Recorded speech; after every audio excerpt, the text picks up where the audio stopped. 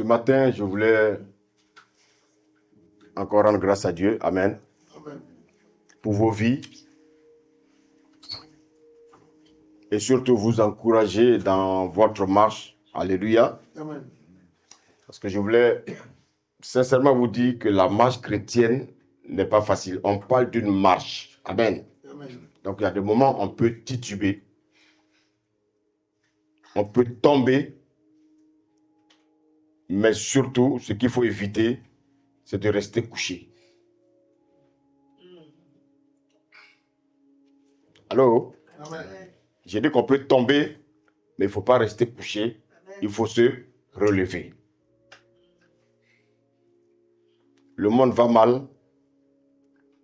Ayons nos yeux fixés vers le Seigneur. C'est le seul qui peut nous donner la paix. Alléluia. Amen. C'est le seul qui peut nous donner la joie. La Bible dit que tout passera. Tous ces présidents de ce monde-là qui veulent dominer le monde, alléluia, qui veulent écraser le monde, ils vont tous passer. Les richesses vont passer. Mais il y a une seule chose qui passera, point, c'est la parole de Dieu. C'est pour ça que ce matin, je voulais qu'on prenne nos Bibles. On va ouvrir nos Bibles, chacun, alléluia. Dans le livre de Deutéronome 8, verset 2. Deutéronome 8, verset 2. Amen. Tu prends le micro si tu lis, tu prends le micro s'il te plaît. Amen. Amen, oui. Souviens-toi de tout le chemin Écoutez bien, s'il vous plaît, la parole. Le Seigneur dit, souviens-toi de tout le chemin que l'Éternel, ton Dieu, que l'Éternel, ton Dieu. t'a fait faire pendant ces 40 années. Donc, vous voyez que le peuple d'Israël a marché dans le désert pendant 40 ans. Oui, Dans le désert. oui. Et afin de quoi? Afin de l'humilier, Écoutez, Dieu dit qu'il a fait passer son peuple dans le désert afin de les humilier. Alléluia. Donc, Dieu peut nous humilier parce que Dieu veut que nous atteignions une certaine forme. Alléluia. Amen. Nous sommes comme de l'argile. Dieu est le potier. Dieu peut nous donner la forme qu'il veut. Mais malheureusement, souvent, nous résistons. Nous ne voulons pas la forme que Dieu nous donne. Alléluia. Continue la lecture. et de t'éprouver, Et de te prouver. Donc, Dieu veut nous humilier et nous éprouver. Donc, si tu es éprouvé, il ne faut pas dire que c'est le diable. Ça peut venir de qui? De Dieu. Alléluia. Continue. pour savoir quelles étaient Pour savoir quelles étaient, oui. les dispositions de ton cœur. Regardez, le Seigneur parle de la disposition de notre cœur. Ce matin, je veux que ton cœur soit vraiment disposé. Amen. Amen. Vous savez que c'est du cœur que vient tout ce que sort de notre bouche. Que ce soit bon, que ce soit mauvais, tout vient d'abord du cœur. Voici pourquoi, regardez ce que Matthieu 15 nous dit. On va lire Matthieu 15, du verset 19 au verset 20. Matthieu 15, verset 19 à 20. Amen. Amen, oui, vas-y. Car c'est du cœur que viennent Car c'est du cœur que viennent, quoi? les mauvaises pensées. Alléluia. Amen. La Bible dit que c'est du cœur que viennent les mauvaises pensées. Ce matin, je voulais savoir quelles sont tes pensées.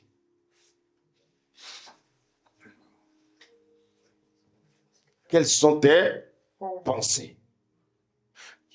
Le Seigneur dit que c'est du cœur que viennent les mauvaises pensées. Et quelles sont ces mauvaises pensées-là? Vas-y. Les meurtres, Vous savez ce que Dieu appelle le meurtre?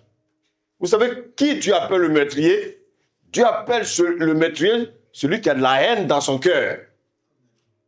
Dieu dit que tous les haineux sont des meurtriers. Alléluia. On continue? les adultères, C'est quoi les adultères? Les adultères, c'est des personnes bien-aimées qui sont mariées, mais qui trompent leurs femmes. Alléluia. Ça veut dire quoi? Spirituellement, nous sommes mariés à Jésus-Christ, mais malgré ça, on adore encore d'autres dieux. Alléluia. Les choses de ce monde peuvent être notre Dieu. Quoi encore? Les impudicités. Ça, c'est le rapport sexuel avant le mariage. Dieu bannit cela. Donc, bien sûr, si tu es chrétien, il faut savoir que tu ne dois pas avoir des rapports sexuels avant le mariage. Alléluia. Est-ce qu'il y a des gens dans cette salle-là? Alléluia. Amen. On continue? Les vols. Les vols. Le Seigneur dit ne dérobez point. Voici pourquoi le Seigneur encourage chacun à travailler. Dieu n'aime pas le vol. Oui, continue. Les faux témoignages. Oui, malheureusement, nous sommes dans ce monde-là où il y a beaucoup de faux témoignages. Il y a beaucoup de frères, beaucoup de chrétiens, beaucoup même de non-chrétiens qui sont en prison à cause des faux témoignages. Je me rappelle ici, quand je suis arrivé au début en France, une fille à la télé qui témoignait avoir menti sur son père, que son père la touchait. Et le pauvre père, il a passé 20 ans de prison gratuitement. Et quand elle a atteint l'âge adulte, elle est venue à la télévision confesser qu'en fait, elle avait été poussée par sa mère. 20 ans de vie gâchée pour un mensonge, pour un faux témoignage. Bien aimé, quand j'ai écouté cette histoire, j'étais très peiné. Vous avez vu combien de fois le cœur de l'homme peut être méchant? Et cette fille, quand elle parlait, je la voyais couler des larmes. Parce qu'elle a pris conscience qu'elle a fait du mal à son père. Et le père, certes, il a perdu 20 ans, mais il a retrouvé sa fille. Il était dans une joie. Alléluia. C'est ça, ce cœur-là que Dieu nous demande. Alléluia. Est-ce qu'on peut continuer la lecture? Les calomnies. Les calomnies. Vous savez, nous sommes également dans un monde où les gens aiment calomnier. Regardez ce que le Seigneur nous dit. Il dit la suite, il dit quoi? Voilà les choses qui souillent l'homme. Alléluia. Vous savez, je peux manger de tout. C'est pas ce qui rentre dans ma bouche qui me souille. Alléluia. C'est pas la nourriture qui me souille. Mais c'est toutes ces choses-là qui souillent l'homme. Alléluia. Ce matin, je voulais dire à quelqu'un ici qu'il y a dans le cœur de l'homme des prédispositions. Des dispositions. La question qu'on peut se poser, mais c'est quoi une prédisposition? Si quelqu'un peut me donner une réponse, c'est quoi une prédisposition? Amen. C'est une attitude qui est naturelle à quelqu'un ou à quelque chose. Je reprends. C'est une attitude naturelle à quelqu'un et à quelque chose. Vous savez, depuis le péché commis dans le jardin, l'homme est devenu esclave du péché. Or, le Seigneur nous dit que le péché conduit à la mort. Mais gloire soit rendue au Seigneur que lorsque nous venons, nous acceptons, nous devenons une nouvelle création, la Bible dit que les choses anciennes sont passées. Amen. Mais malheureusement, beaucoup disent être devenus une nouvelle création, mais il y a des choses qui n'ont pas été ôtées de leur vie. Vous savez, quand on dit que quelque chose est nouveau, c'est véritablement nouveau. Beaucoup disent qu'ils sont devenus une nouvelle création.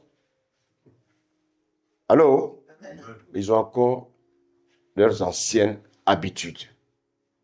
Et cette ancienne habitude qui est liée, en fait, à la nature adamique. Bien aimé, vous savez, lorsque nous devenons une nouvelle création, Dieu n'améliore pas notre ancienne vie. Dieu n'améliore pas notre ancienne nature. Mais je vais ce matin te rassurer pour te dire que Dieu te donne une vie nouvelle. Il te donne une nature nouvelle. Et cette nature, c'est sa nature à lui. Alléluia. Mais malheureusement, à côté de cette nouvelle nature, à côté de cette nature de Dieu, il y a toujours cette nature adamique. qui nous chevauche. Alléluia. Amen. Voilà pourquoi l'apôtre Paul dira quelque chose dans Romains. On va lire Romains 7, verset 15, et regardez ce que Paul nous dit. Romains 7, verset 15. Et regardez, Car je ne sais pas ce que je fais. Paul quand il parlait, il était chrétien déjà. Mais Paul dit, je ne sais pas ce que je fais. Continue. Je ne fais point ce que je veux. Je ne fais point ce que je veux. Oui. Et je fais ce que je hais. Regardez, Paul dit qu'il fait ce qu'il est. Allô? Amen. Je ne sais pas si ce matin vous m'écoutez. Paul dit qu'il fait ce qu'il est. Mais regardez ce qu'il nous dit au verset 19. Car je ne fais pas le bien que je veux. Donc, bien aimé, la Bible nous recommande de faire le bien. Paul dit qu'il ne fait pas le bien qu'il veut. Mais qu'est-ce qu'il fait? Et je fais le mal que je ne veux pas. Qui veut faire le mal à quelqu'un? Personne. Mais comment se fait-il que malgré le fait que nous ne voulons pas faire le mal, mais nous faisons le mal à ceux qui sont autour de nous? Nous faisons le mal à notre prochain. Pourquoi? Je vais simplement te dire que c'est une nouvelle création. Alléluia.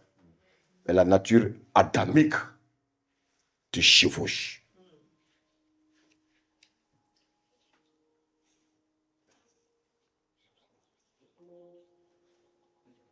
Et regardez par la suite ce qu'il dit. Qu'est-ce qu'il dit par la suite? Au verset 20.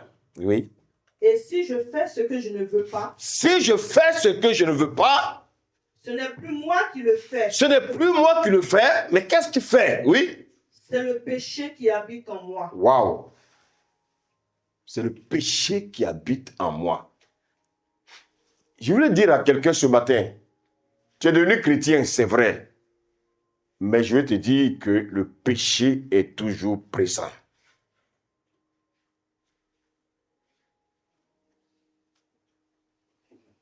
Le Seigneur dit à chacun de nous de veiller.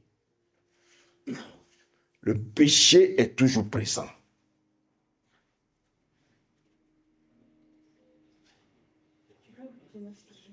Je voulais dire à quelqu'un ce matin, je voulais dire précisément à notre frère,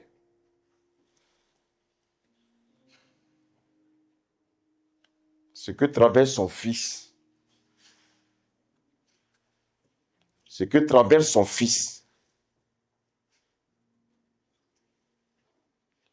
enfant-là,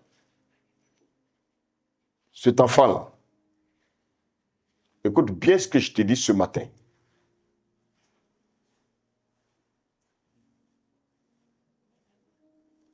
Cet enfant sera au service du Seigneur. Allô? Il dit, cet enfant sera au service du Seigneur. Je ne connais pas cet enfant. Cet enfant a connu beaucoup de rejet. Cet enfant était un enfant indésiré. Il est même rejeté, même dans son milieu quand il était enfant.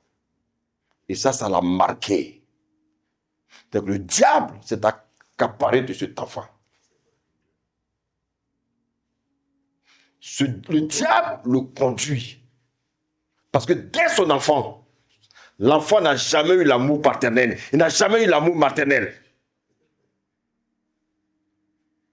Cet enfant a été rejeté. Dieu me dit, cet enfant sera son service.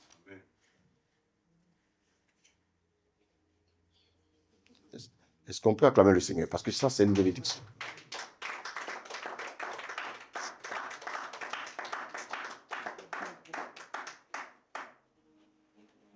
Comment est-ce qu'il s'appelle?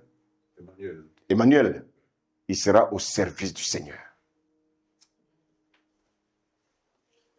Amen. Vous savez, nous les hommes, on peut rejeter les enfants.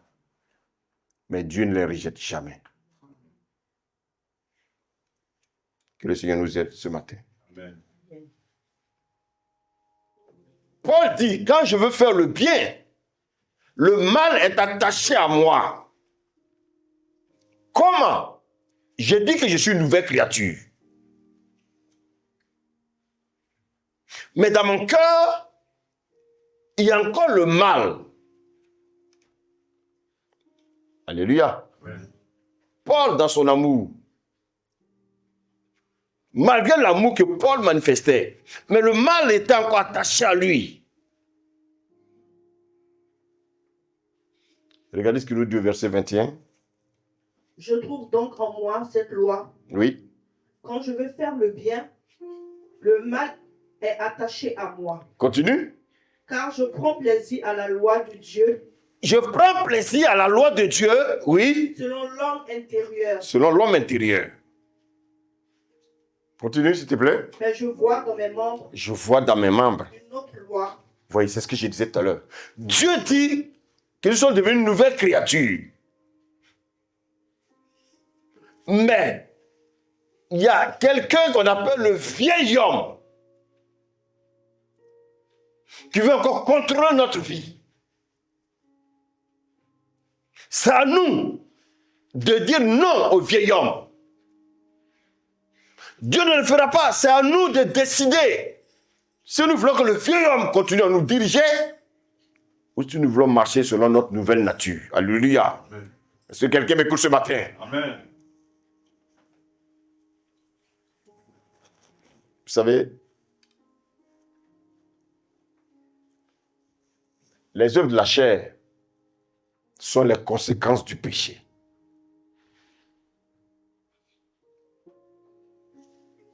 Quand l'ennemi possède un homme, ce matin, je vais te faire vraiment une révélation. Et ça va te permettre vraiment d'être vigilant dans ta marche chrétienne. Quand l'ennemi possède quelqu'un, ce n'est pas par hasard. Mais j'ai une bonne nouvelle pour toi ce matin, c'est que Satan n'a plus de pouvoir sur toi. Amen. À moins que toi-même, tu lui donnes le pouvoir.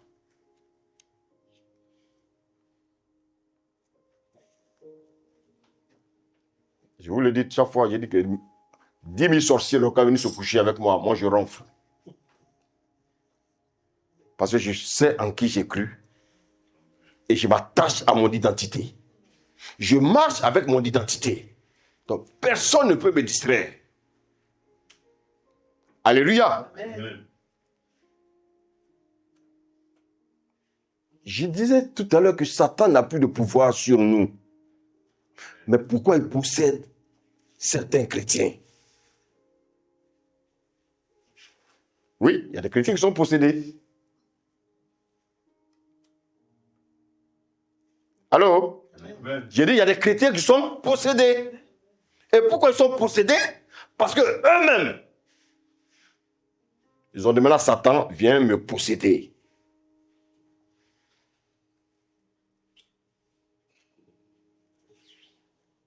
Amen. Amen. Je veux te dire ce matin que refuse que Satan te possède. Alléluia. N'accepte pas que Satan te possède. Alléluia.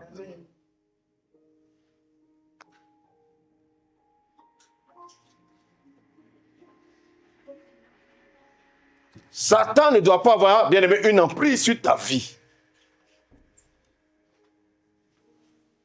Alléluia. Ce matin, ce que je veux te dire, j'ai dit, Satan ne doit pas avoir une emprise sur ta vie. Alléluia. Avant que Satan ait une emprise sur ta vie, sur ta personne, il faut qu'auparavant, des prédispositions, des conditions, des penchants lui sont favorables.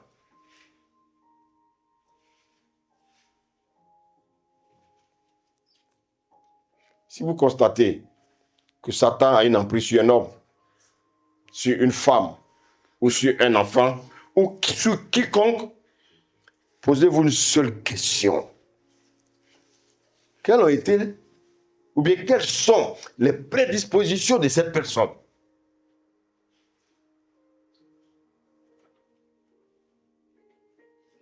Je vous ai dit que la prédisposition, c'est une attitude naturelle sur quelqu'un ou sur quelque chose. Si Satan possède une personne, c'est que cette personne est dans une prédisposition qui favorise la possession de Satan sur sa vie.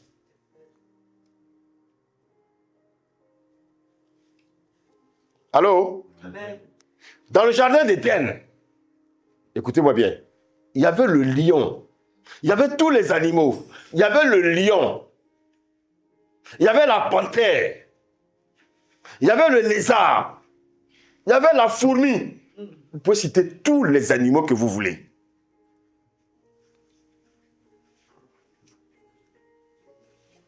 Mais je voulais aussi vous rappeler que dans le jardin, le diable aussi était là. Adam et Ève étaient là. Il y avait les animaux, mais le diable aussi était présent. Mais qu'est-ce qu'il faisait dans le jardin? Il était en prospection. Il était en prospection. Il était en train de prospecter le jardin. Allô? Amen. Il observait tous les animaux. Leur va-et-vient. Alléluia. Il va voir comment les animaux se comportent. Il va regarder leurs attitudes. Il a regardé l'attitude de l'homme. Il a regardé l'attitude d'Adam. Il a regardé l'attitude d'Ève. Il a vu que ce n'était pas facile pour lui.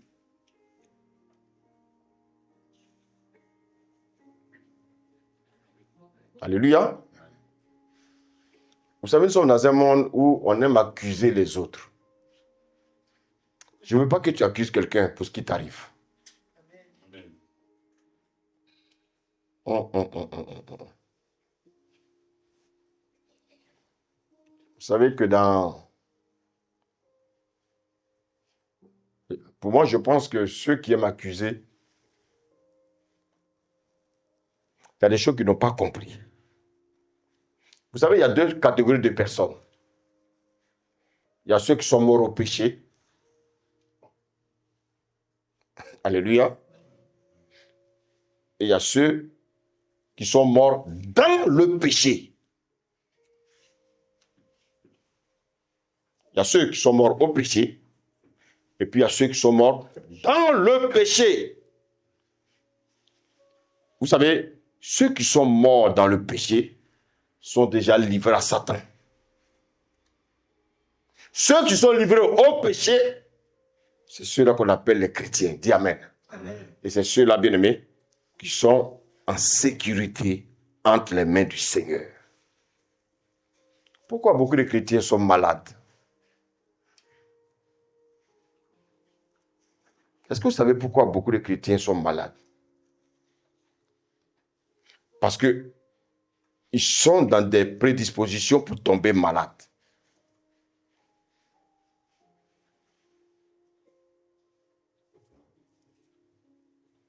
Pourquoi?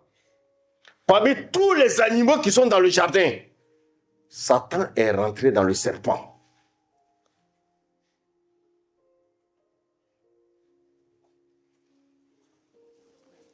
Est-ce que je me fais sur ce matin? Amen. Regardez tous les animaux là. Je vous ai cité, il y avait le lion, il y avait la panthère, il y avait tous les animaux. Mais Satan est rentré dans le serpent.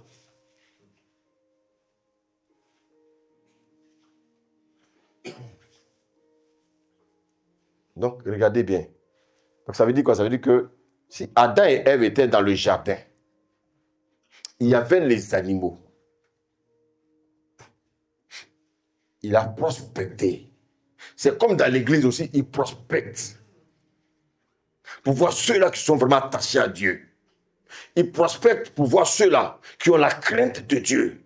Il prospère pour savoir ceux-là qui aiment les choses du monde. Il prospère pour savoir ceux-là qui aiment vraiment réellement Dieu. Il prospère pour voir ceux-là qui obéissent à la parole.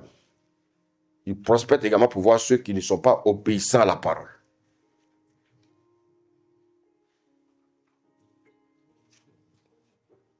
Alléluia. Amen.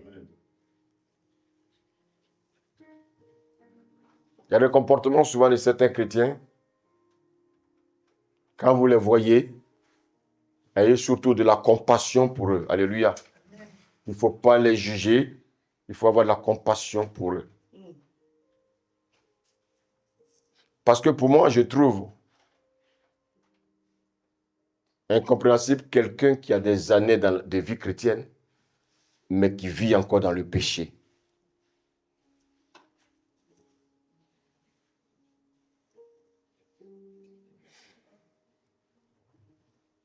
Et quand vous voyez quelqu'un assis dans l'église, malgré tous les messages qu'il entend, et qui continue à vivre dans le péché,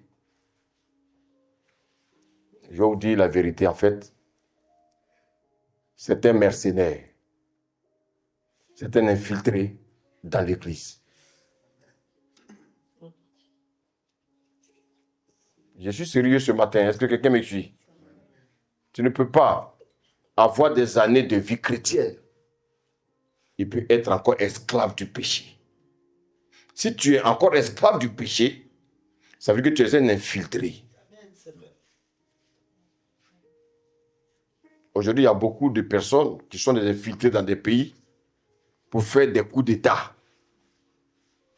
Donc, bien même il y a des églises, il y a des infiltrés qui préparent aussi à faire des coups d'État dans l'église.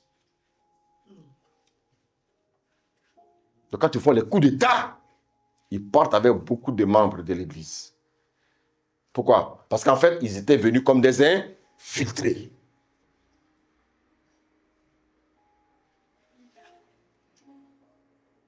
Est-ce que vous me permettez de continuer à prêcher?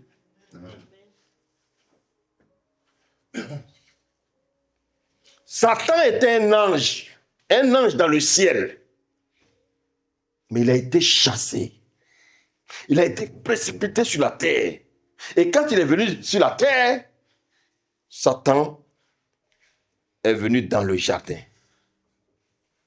Et comme je l'ai dit tout à l'heure, il a pris son temps pour observer les animaux. Il a pris son temps pour observer. Mais écoutez-moi bien, il va être attiré par le serpent.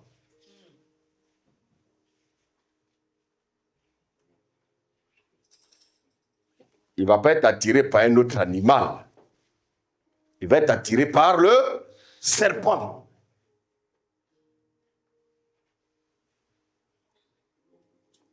Maintenant, la question qu'on peut se poser, mais pourquoi il a été attiré par le serpent? Parce que le serpent était dans une prédisposition qui a attiré son attention.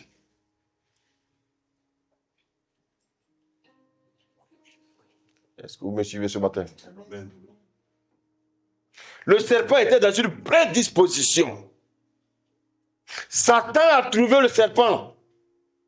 Il a trouvé dans le serpent quelque chose d'identique, quelque chose de conforme qu'il a, lui, Satan. Il a vu ça dans le serpent. Il ne s'est pas incarné dans un autre animal. Il s'est incarné dans le serpent. Mais pourquoi il s'est incarné dans le serpent? Parce qu'il a trouvé dans le serpent quelque chose de commun à lui. Allô? Regardez, je veux qu'on lise seulement la première. Lisons Genèse 3, le premier paragraphe. Et regardez, on va tous comprendre quelque chose. Genèse 3, verset 1. Amen. Amen. Et regardez ce que la Bible dit, oui? Le serpent était le plus rusé. Merci, on s'arrête là. Le serpent était le plus rusé. Ça veut dire quoi? Il était dans une grande prédisposition de ruse. Mais si on dit qu'il était le plus rusé, à votre avis, qu'est-ce que vous pouvez comprendre par là? J'ai entendu une bonne réponse là. il y a un qui est plus que lui. Oui, je comprends. Mais si on dit que lui, il a été le plus rusé, ça veut dire quoi?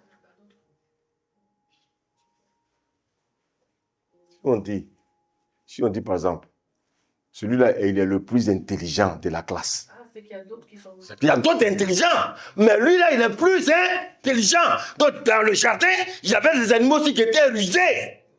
Mais le serpent était le plus rusé. Allô?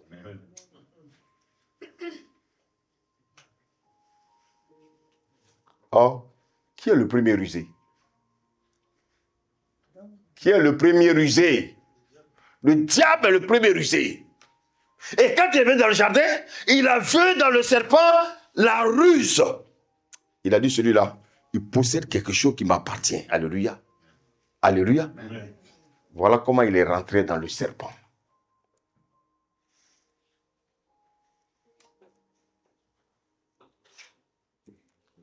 Allô? Amen. Je vais vous dire une chose, une vérité. Tous les péchés que nous commettons, nous nous mettons au préalable, dans les prédispositions pour les commettre. Allô? J'ai dit, tous les péchés que nous commettons, nous nous mettons au préalable dans les prédispositions pour les commettre. Si vous voulez, on va lire un passage qui va confirmer ce que j'ai dit. Allons dans Genèse 4. Ils ont dit verset 4 et verset 8. Amen. Amen, oui. Et Abel, de son côté, enfuit une des premiers-nés de son troupeau et de leur graisse. L'Éternel porta un regard favorable sur Abel et sur son offrande. Mais il ne porta pas un regard favorable sur Caïn et sur son offrande. Caïn fut très irrité et son visage fut abattu. On dit que Caïn fut très irrité. Caïn s'est mis en colère. Et son visage était abattu. Verset 6, on continue. Et l'Éternel dit à Caïn, oui. Pourquoi es-tu irrité? Chaque fois que, bien aimé, nous sommes sur la voie de commettre un péché, Dieu nous avertit dans notre cœur. Mon fils, attention à ce que tu vas faire. Allô? Amen. Dieu nous avertit tous les jours. Nous entendons une voix qui nous parle à l'intérieur de nous. Maintenant, c'est à nous de décider si on veut obéir à cette voix ou désobéir à cette voix.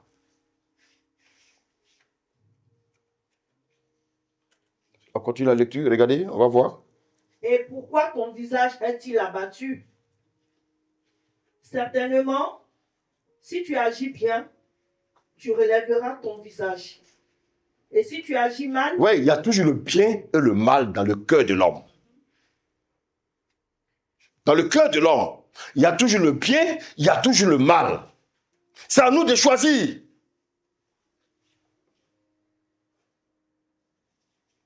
Est-ce que le Seigneur nous fait du bien ce matin? Je suis le premier concerné par ce message. Nous avons tous besoin de l'aide de Dieu. Parce que nous avons commis beaucoup d'erreurs dans nos vies. Et nous continuons à en commettre. Parce que nous avons besoin du Seigneur pour nous stabiliser. Pour que nous évitions d'aller en enfer. Parce que les gens pensent que, parce qu'ils vont à l'église, que l'enfer n'est pas encore ouvert pour eux. Je pense qu'on sera beaucoup surpris. Parce que, écoutez-moi bien, celui qui désobéit à la parole de Dieu ne peut pas être sauvé.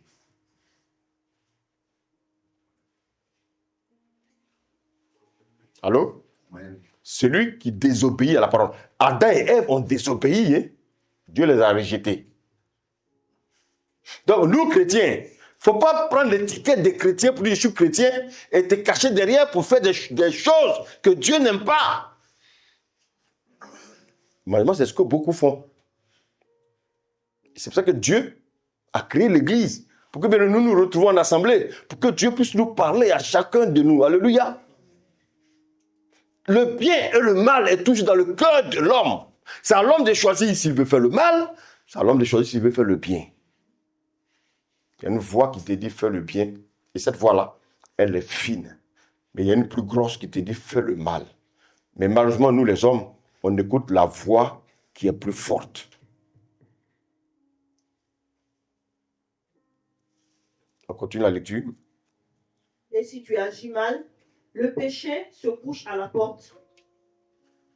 Et ses désirs se portent vers toi. Mais toi, domine sur lui. Verset 8. Cependant, Caïn adressa la parole à son frère Abel. Mais, comme ils étaient dans les champs, Caïn se jeta sur son frère Abel et le tua. Et le tua.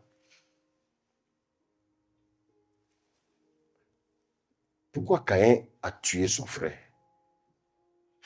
Parce qu'il était déjà dans les prédispositions. Il était déjà dans les prédispositions pour tuer son frère.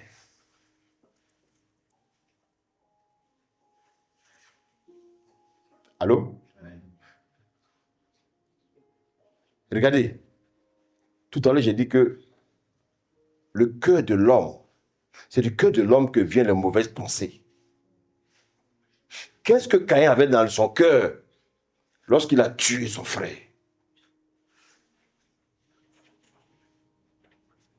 Est-ce qu'on me suit ce matin? Qu'est-ce que Caïn avait dans son cœur lorsqu'il a tué son frère? Il avait quoi? La haine. Donc la haine était une prédisposition à faire le mal.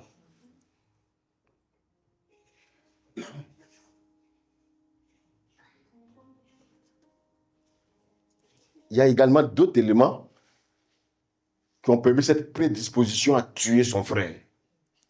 Il y avait quoi encore? La jalousie. Vous savez que dans le monde, nous sommes dans un monde où il y a beaucoup de jaloux. Hein?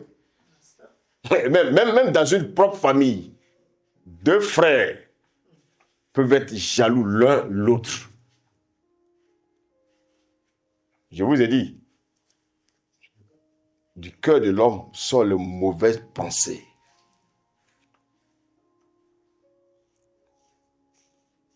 L'arrogance, l'orgueil. Il va même dire à Dieu, suis-je le gardien de mon frère? Regardez comment quelqu'un peut parler à Dieu. Avec arrogance, avec orgueil. Vous savez, l'homme est tellement rempli d'orgueil que c'est l'orgueil qui va le perdre. Satan était le premier orgueilleux. Dieu l'a rejeté du ciel.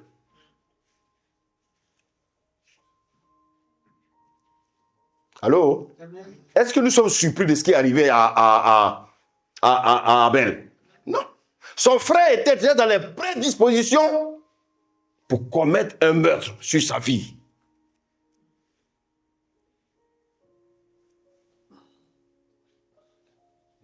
Alléluia. Caïn, il a créé un environnement propice pour tuer son frère. L'irritation. Vous savez, allez dans les prisons, allez rencontrer les prisonniers, posez-leur la question, mais qu'est-ce qui t'est arrivé? La première chose qu'il va te dire, je ne sais pas ce qui m'a poussé. Je ne sais pas ce qui m'a poussé. Mais quand il posait l'acte, il était dans les prédispositions pour faire le mal. Et après, on a les regrets. Alors, qu'est-ce que je veux que vous compreniez ce matin? Il n'y a rien de hasard qui nous arrive. Avant d'insulter ton frère, c'est d'abord venu dans ton cœur. Donc après, il faut dire, oui, je ne sais pas ce qui m'est arrivé, pardonne-moi mon frère. Ça, tu aurais pu l'empêcher lorsque tu étais dans cette prédisposition. Tout ce que nous arrive a toujours une provenance que j'appelle les prédispositions. Vous savez, dans la vie chrétienne, il y a beaucoup de misérables. Des gens qui cherchent toujours des boucs émissaires.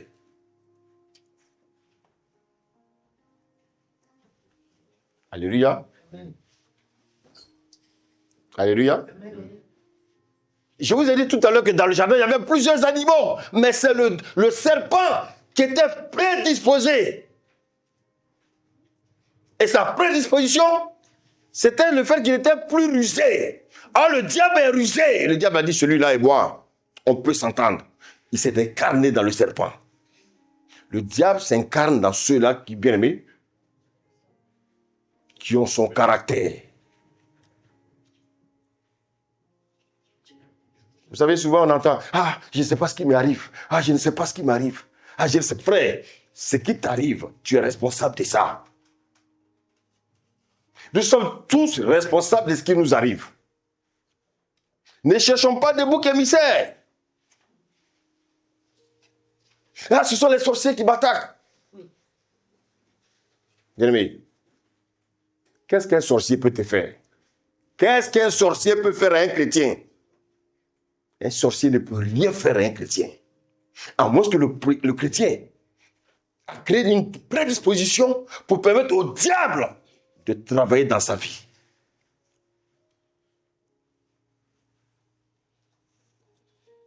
Frère, ce que je vous dis, c'est la vérité. Qui est d'accord avec moi? Dites Amen. Amen. Tout ce qui nous arrive, nous sommes responsables. Nous nous mettons souvent dans des prédispositions à commettre le mal, à faire le mal, à parler mal aux gens. Regardez souvent ce qui sort de nos bouches quand nous adressons à un frère, quand nous adressons à un parent. Regardez comment nous parlons.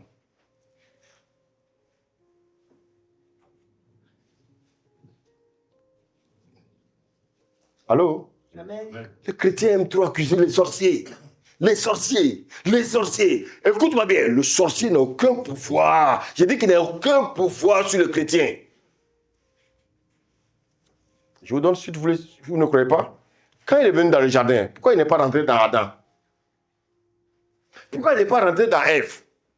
Parce qu'il n'a rien trouvé de lui en Adam et en Ève. Il a trouvé son caractère dans le serpent.